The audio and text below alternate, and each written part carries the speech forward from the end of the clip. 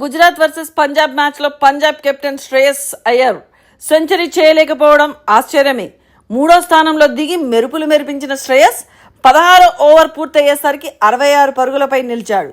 ప్రసిద్ధ వేసిన తర్వాతి ఓవర్లో అతను చెలరేగిపోయాడు. వరుసగా 6-4, 6-6-2 బాదేశాడు.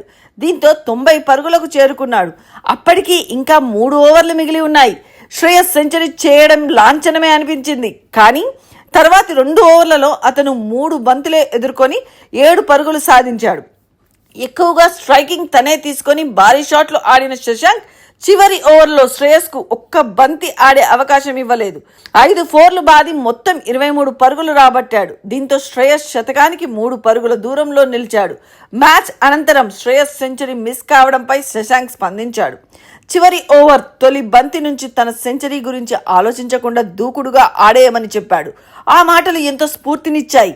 బౌండరీలు బాదగలనని నాపై నమ్మకం ఉంది.